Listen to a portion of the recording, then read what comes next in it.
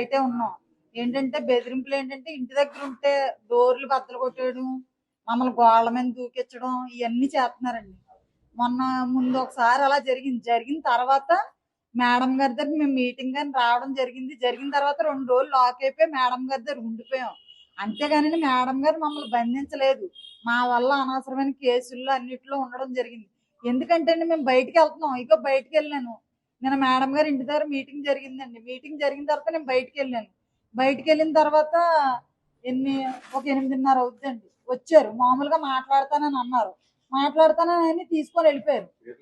తీసుకొని వెళ్ళిపోయి అక్కడికి వెళ్ళిన తర్వాత ఇంకా వాళ్ళు మామూలుగా గణేష్ గారు ఇంటికి వెళ్ళామండి. ఫస్ట్ మళ్ళా గణేష్ గారు ఇంటికి వెళ్ళాము. వెళ్ళిన తర్వాత మాట్లాడారు. మాట్లాడిన తర్వాత మళ్ళీ సత్యనారాయణ గారు ఎలుగంటి సత్యనారాయణ గారు ఇంటికి తీసుకెళ్లారు. తీసుకెళ్ళిన తర్వాత ఏంటి నేను వెళ్ళిపోతాను నేను కూర్చొని నేను ఉండననేసి అన్నాను. ఉండననేసి అంటే లేదమ్మా కూర్చో అనేసి మరి మెసేజ్లు చేశారు, ఫోన్ చేశారులేండి. ఒకళ్ళ తర్వాత ఒకళ్ళు అలా వచ్చారండి.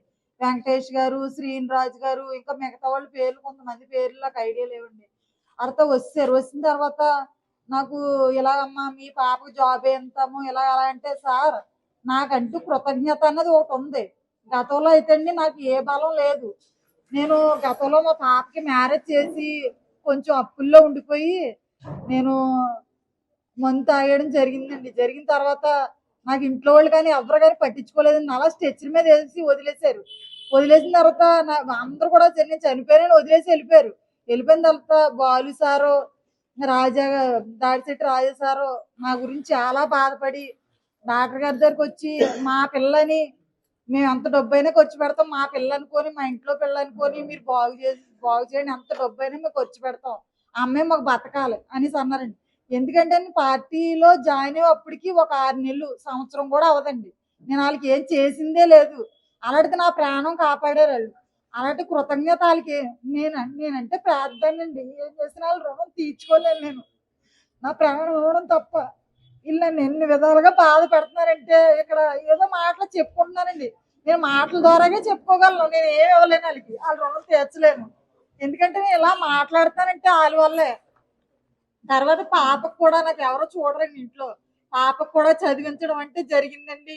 నా ఇంట్లో సమస్యలు అంటే నాకు జరగలేనప్పుడు కూడా వాళ్ళనే నేను అంత చూడడం, ఇంట్లో అంటే చూడడం ప్రతిదానికి వాళ్ళు చూసుకుంటారండి నన్ను. నాకు ఎవరు లేరు. ఇంట్లో ఉన్నా సరే వాళ్ళు వేస్ట్ అండి.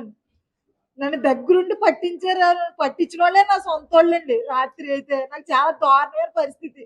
నాడు రోడ్డు మీద 1:30కి ఆడదాన్ని పరిగెట్టడం అంటే ఎంత దారుణమైన స్థితి అండి. నేను నిజంగా ఆ టైంలో అయితే గుండె ఆగిపోద్దేమో అనిపించిందండి. ఒక్క లేరు రోడ్డు మీద, ఒక్క లేరండి. బస్సు వెనకాల దాక్కొని మళ్ళీ నడిచి మళ్ళీ వచ్చి నేను అంత ఇబ్బంది గురైపోయాను. నైట్ అయితే గుండె ఆగిపోద్దేమో అన్నంత పైన. మళ్ళీ ఈ బ్రిడ్జ్ మీదకి వచ్చిన తర్వాత 2 పోలీసులు ఆపారండి. ఎక్కడికి వెళ్తామమ్మా ఏంటి అని. పాప కొద్దిగా ఎమర్జెన్సీగా ఉందండి, బాగాలేదు, నేను ఇలా మా అక్కల ఇంటికి వచ్చాను, నేను ఇక్కడ లాక్ అయిపోయానండి, పాప దగ్గరికి వెళ్తానంటే మిమ్మల్ని దించమంటావు అమ్మంటే వద్దండి నా దగ్గర ఫోన్ ఉంది, నేను ఏమన్నా ఎమర్జెన్సీ అయితే నేను ఫోన్ చేస్తాను అనేసి ఇంకా అలా నడుచుకుంటూ అది చాలా గాబరగా ఒక్కదాన్ని ఇంకెలా నడిచారో నాకు తెలియదు.